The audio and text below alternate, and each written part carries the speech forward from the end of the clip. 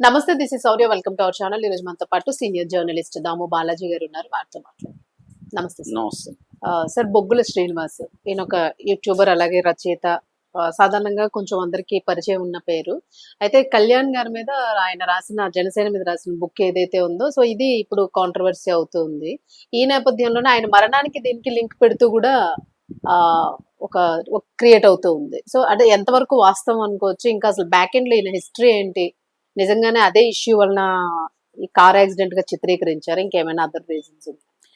బొగ్గుల సీను శనివారం 7 గంటల ప్రాంతంలో హైదరాబాద్ నుంచి ఖమ్మం వెళ్తున్నాడు.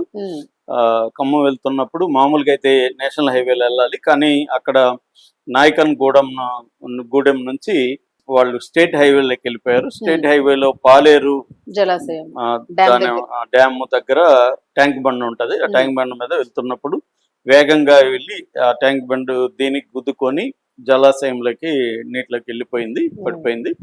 పడిపోగానే ఇమ్మీడియట్ గా డ్రైవరు బయటకు వచ్చి పారిపోయాడు. అక్కడ జాలర్లు వాళ్ళు ఉండి చూసి వచ్చారు. వస్తే వెనక సీట్లో ఇతను గాయాలతో పడి ఉన్నాడు. దాంతో అతను బయటికి లాగి గట్టును పడుకోబెట్టి చూస్తే అతను గాయాలు ఉన్నాయి, చనిపోయినట్టుగా వాళ్ళకి అర్థమైంది. ఏం ఊపిరిగానే ఏమీ లేదు. దాంతో వాళ్ళు పోలీసులకు ఇన్ఫార్మ్ చేశారు. పోలీసులు వచ్చారు. దాని తర్వాత ఇది సంచలనంగా మారింది. ఎందుకంటే ఇతను 2014 ఏప్రిల్లో పవన్ కళ్యాణ్ హఠావో పాలిటిక్స్ బచావో అనే పేరుతో ఒక బుక్ వేశాడు. అది బుక్ లో కూడా 10,000 కాపీలు అని ఉన్నాయి. అంటే 10,000 కాపీలు ఫస్ట్ ప్రింట్ వేశాడు. అలాగా అది 8,40,45,000 కాపీలు అమ్ముడుపోయాయని వార్తలు వస్తున్నాయి. కానీ అది నిజమా కాదా? నేను కనుక్కున్న దాంట్లో మాత్రం 8,45,000 పోలేదు. అదొక ఊరికే ప్రచారం కోసం తీసుకొచ్చారు తప్ప అన్ని కాపీలు అమ్ముడుపోలేదని నా పరిశోధనలో తేలింది. ఆ 10,000 కాపీలు అనేది కూడా 10,000 ప్రింట్ చేయలేదు అని అక్కడ అప్పుడు ఇతనితో కూడా ఉన్న ఒక మిత్రుడు నాకు చెప్పాడు. ఊరికే ఎఫెక్ట్ కోసం 10,000 అని వేసాము అని. అది సొంతంగా అతనే ముద్రించుకున్నాడు. ముద్రనైతే చరిత గ్రాఫిక్స్ అది, బట్ పబ్లిషర్ ఇతనే అనమాట. సో ఏదేమైనా అప్పుడు ఇతనికి వ్యతిరేకత వచ్చింది. వీళ్ళందరూ కూడా జనసేన లీడర్లు కొన్ని చోట్ల ర్యాలీలు తీశారు. ఫేస్బుక్ లో కూడా ఇతని చనిపోయాడంటూ ఇతని అంత్యక్రియలు ఇలాగంతా పోస్టులు పెట్టారు, ఫోటో శ్రద్ధాంజలి అవన్నీ పెట్టారు. అలా గొడవలైనా చివరికి హైదరాబాద్ డిసెంబర్లో, ఇది బుక్ వేసింది ఏప్రిల్లో, డిసెంబర్లో బుక్ ఎగ్జిబిషన్ ఎన్టీఆర్ స్టేడియంలో జరిగినప్పుడు అతని సెక్యూరిటీ కూడా అడిగితే నాయని నరసింహారెడ్డి హోంమంత్రి సెక్యూరిటీ కూడా ఇచ్చాడు. సో ఈ నేపథ్యంలో ఇప్పుడు ఆ పారిపోయిన ఆ డ్రైవర్ ఎవరు, ఈ వెహికల్ ఎవరిది, అతను నేషనల్ హైవేలో పోకుండా స్టేట్ హైవేలో ఎందుకు పోయాడు? సో ఇది ప్లాన్డ్ గా మర్డరే.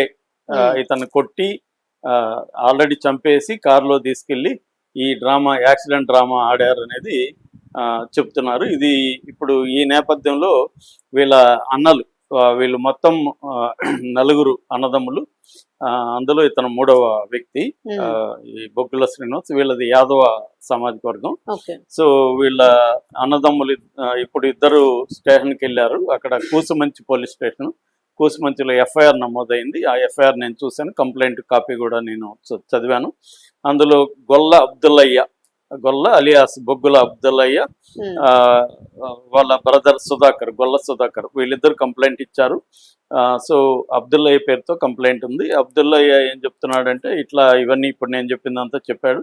ఆ జాలర్లో బొత్తులో ఒప్పయ్య అనే ఒక జాలరీ డీటెయిల్ గా నాకు చెప్పాడు అని, ఆయన ఎలా యాక్సిడెంట్ జరిగింది ఏంటనేది కంప్లైంట్ లో రాశారు. సో మాకు ఇది క్లియర్ గా హత్య అనేది మేము అనుకుంటున్నాము.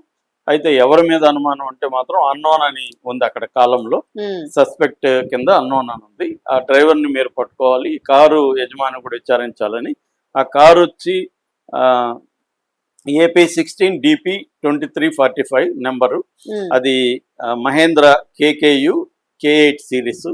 సో ఈ కారులో పేపర్స్ ఉంటాయి కదా, ఆ పేపర్స్ ని పరిశీలించినప్పుడు ఇది పల్నాడు జిల్లా సత్తెనపల్లి దగ్గర పాకాలపాడు లో ఆ గ్రామంలో మేకల వేణుమాధవ్ పేరుతో ఆ కారు ఉంది.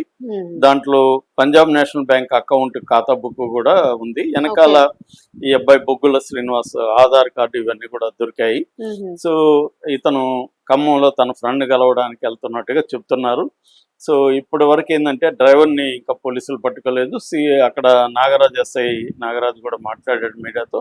మేము ఇప్పటి వరకు ఏంటంటే ఫస్ట్ అనుమానాస్పద మృతిగా ఉన్నది, దాన్ని బ్రదర్స్ కంప్లైంట్ ఇచ్చినాక హత్యా నేరం కిందనే పెట్టారు, హత్య అన్నట్టుగానే పెట్టారు. 103 బిఎన్ఎస్ చట్టం కింద కేసు అయితే ఇప్పుడు హత్య నేరం కింద పెట్టి ఎవరు హత్య చేశారు, ఎందుకు చేశారు అనే వైపుగా ఇన్వెస్టిగేషన్ మొదలు పెట్టారు. ముఖ్యంగా డ్రైవర్ని పట్టుకోవాల్సింది, అట్లాగే కారు ఓనర్ వేణుగోపాల్ రెడ్డిని కూడా విచారించాల్సింది. ఈ వైపుగా వాళ్ళు చేస్తున్నారు. అయితే ఈ నేపథ్యంలో గతంలో కూడా కత్తి మహేష్ని 2021లో చంపేశారు. సో ఇప్పుడు ఇతన్ని చంపేశారు. ఇద్దరు కూడా పవన్ కళ్యాణ్కి యాంటీగా గట్టిగా మాట్లాడిన వాళ్ళే అనేది. నిజానికి ఇద్దరివి యాక్సిడెంట్లే. కత్తి మహేష్ది కూడా యాక్సిడెంట్, డ్రైవర్ మిరాక్లస్ గా తప్పించుకున్నాడు. అప్పుడు ఏంటంటే ఆగి ఉన్న వెహికల్ని గుద్దారు. దాని తర్వాత కొద్ది రోజులు చెన్నై అపోలోలో ఉండి కత్తి మహేష్ చనిపోయాడు. ఇప్పుడు ఇది కూడా యాక్సిడెంట్ లాగా కనబడుతుంది, కానీ తనకి తల మీద, ముఖం మీద, ఎడమ చేతి మీద గాయాలు ఉన్నాయని చెప్తున్నారు. సో ఇవన్నీ కూడా క్లియర్ గా అయితే అని చెప్తున్నారు. అయితే ఇప్పుడు ఆ బుక్ లో ఏముంది అన్న చర్చ కూడా మొదలైంది. నిజంగా పవన్ కళ్యాణ్ అవమానిస్తా రాశాడని నా దగ్గర ఆ బుక్ లో ప్రధానంగా పవన్ కళ్యాణ్, ఎందుకంటే కాంగ్రెస్ హటావో అనే స్లోగన్ పవన్ కళ్యాణ్ ఇచ్చాడు కాబట్టి ఒక నేషనల్ పార్టీని హటావో అంటాడు. అట్లాగే నాకు పదవులన్నీ తుచ్చమైనవి అన్నాడు. అంటే రాజ్యాంగాన్ని పవన్ కళ్యాణ్ అవమానిస్తున్నాడు కాబట్టి ఇతనికి రాజకీయాల్లోకి వచ్చే అర్హత లేదు అన్నట్టుగా ఫస్ట్ చాప్టర్ ఒక ఇంట్రడక్షన్ రాశాడు. పవన్ కళ్యాణ్ హటావో పాలిటిక్స్ బచావో, ఎందుకు ఇప్పుడు టైటిల్ పెట్టాను అవన్నీ. రెండోది పివి గుర్తున్నాడు, ఎన్టీఆర్ నీకు గుర్తు లేదు అన్నట్టుగా ఒక చాప్టర్ ఉంది. తర్వాత వైఎస్ఆర్ ఉన్నప్పుడు ఒకలాగా ఉన్నావు, చనిపోయినాక ఒకలాగా బిహేవ్ చేస్తున్నావు అనేది. కేసీఆర్కి ఒక న్యాయం, పవన్ కళ్యాణ్కి ఒక న్యాయం అనేది ఒక చాప్టర్. ఆ తర్వాత లోనావాలా రిసార్ట్ లో ఏం జరిగింది అనేది ఒక ఇది క్రియేట్ చేశాడు. దాని తర్వాత ఆడవాళ్ళని నేను అవమానించలేను అని కొటేషన్లో పెట్టి పవన్ కళ్యాణ్ విమర్శించాడు. ఆ తిక్కకు లెక్కేమిటి, హౌ మచ్ అని పెట్టాడు. అంటే నువ్వు ఎంత డబ్బులు తిన్నావు కామన్ మ్యాన్ ప్రొటెక్షన్ లో అనేది ఒక చాప్టర్. తర్వాత రాజకీయ సినిమా డ్రామా అనేది ఒకటి. తర్వాత మళ్ళీ నీకెందుకురా పెళ్లి అనే ఒక పాట దాన్ని పోస్ట్ చేసి పవన్ కళ్యాణ్ మల్టిపుల్ మ్యారేజెస్ మీద రాశాడు. దాని తర్వాత వెనక మాట రాశాడు. దాని తర్వాత అనుబంధంగా పవన్ కళ్యాణ్ జనసేన పార్టీ ఆవిర్భావ సదస్సులో ప్రసంగాలను కూడా పవన్ కళ్యాణ్ ప్రసంగాల్ని ఇచ్చాడు. ఇది ఆయన చాప్టర్స్. మొత్తంగా ఇది 140 పేజీల కంటే ఎక్కువ లేదు. సో ఈ చిన్న బుక్లెట్ అన్నమాట ఇది.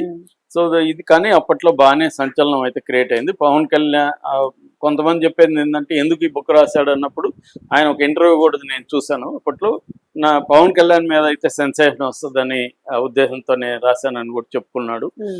మిత్రులు కూడా కొంతమంది కామన్ ఫ్రెండ్స్ అడిగితే ఇతను అప్పుడు ఆ దృష్టితోనే రాశాడు. అది సక్సెస్ కూడా అయింది. ఆ తర్వాత ఆయన ఏమీ పెద్దగా సాహిత్యంలో కానీ ఏమి కృషి చేయలేదు.